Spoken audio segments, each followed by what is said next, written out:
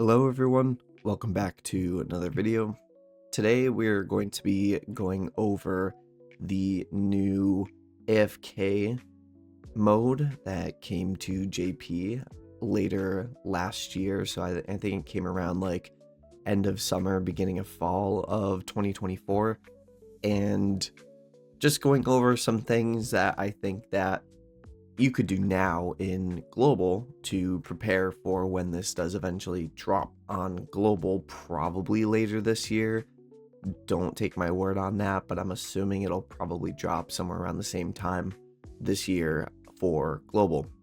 And there is a couple things that you can do for it. I will go over some things that you are able to do with the AFK mode. So right now I have my Forte and my Dark Fen leveling up.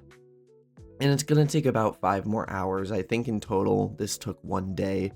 And then I think I have my equip right here, ranking up, which you can see by the little hammer down below. And then this one over here, since it has the little limit break sign, I had it limit breaking. And so what we can do is we can go ahead and claim this. So this is going to go from level 3 to level 4. And then I can do it again. And then we can do that for this and do that for that. And so it's like if you like farm the equip for a certain event that is no longer around and you need materials to rank it up. So like type zeros, for example, say you farmed a bunch of type zeros, and type zeros, if you don't know, take a ton of material to rank up. Like you have to farm that event like for a very long time in order to like rank up like even a few type zeros. So you could slap those in here, and then here we'll also see it's going to go from obviously limit break 0 to limit break 1, and then we can do it again. And then what you can do too is if you have the alk, I wouldn't recommend it unless you like are really desperate. So like say you got a unit right and you wanted to ascend them, and the materials that day weren't out and you didn't have any like tickets from the pass to get the ascension material, and you didn't have any saved up, which you should, because you should be doing Summoner's Road kind of whenever you have free time. It should be part of your dailies that you do, to be honest. But let's say you're like me and you're super lazy and you don't have the ascension materials, you can ascend units in here and then you can pay alk. So I'll show an example for this. So this little thing right here will be blue, and you can pay alk to speed up the process. Obviously, if you watch my recent video, I just dumped pretty much all the alk that I had and all my reserves on trying to get the new Rosetta. So I don't really have a lot of alk, so I can't show you exactly what it looks like. But this is saying it's going to cost 1,002 alk to speed this process up and finish limit breaking it. And then I only have 936. So those are some of the things that you can do. I don't know how in-depth this goes. If you want me to do like a full in-depth guide on how to use this, then, you know, I will.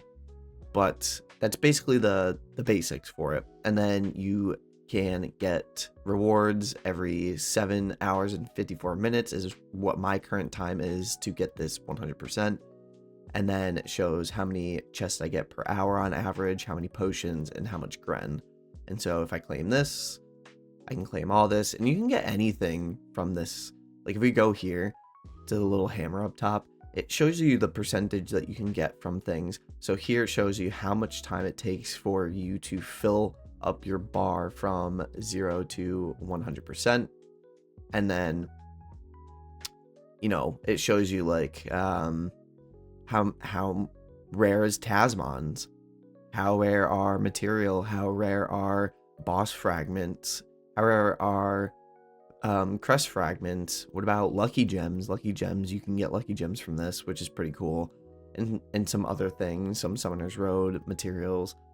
But this is all determined and can be buffed, so it takes less time and there's more of a chance to grab stuff.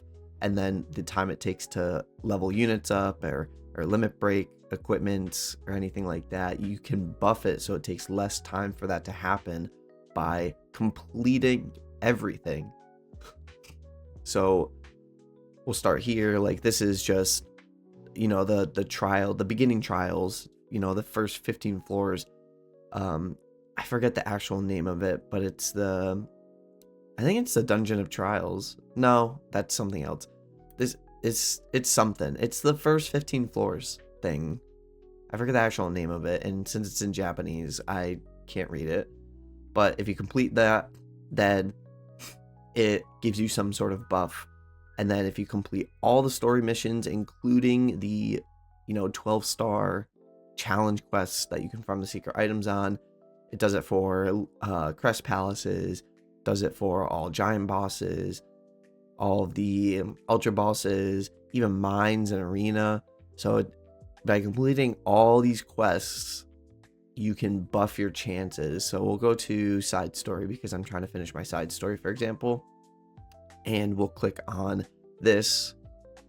And so now by completing that, now it's going to take less time for my units to train up the extra or yellow stats that you would normally use Tasmons for. So that's what this symbol is right here. And so the more I complete the side story, I'm pretty sure the more this is going to get buffed per tier. And then all of them do something different. All of them give you something different. So the thing that you can do now on global to prepare for this is you can go through and make sure you have every single quest complete. And I like not cleared, complete. So like complete. That means you've done all the missions for it. So all those challenge quests in the story that say you have to beat it with Reyes in the party, go do that. And so there, I believe you can view these stats somewhere in global currently. That's not through like the AFK thing, obviously, because it's not here yet.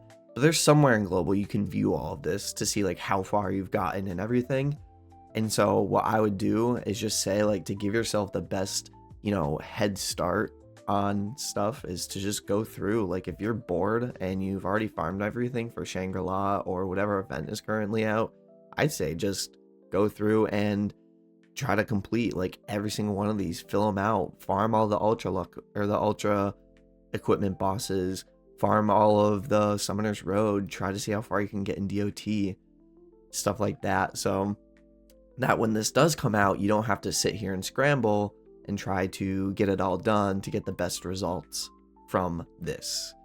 So anyways, that's just kind of my own quick little like yap about what you could be doing right now if you are absolutely bored. Obviously there are other things that you can do if you're bored that take kind of priority over this, so like farming Summoner's Road up, farming crests, maybe farming bosses. But if you really truly are bored and you want, you know, the best starting outcome for this whenever it gets released to global, I would say just go through wherever you can find this on global, go through all of it and make sure all of it is 100%, and it'll look like a pink bar like this when everything is 100%.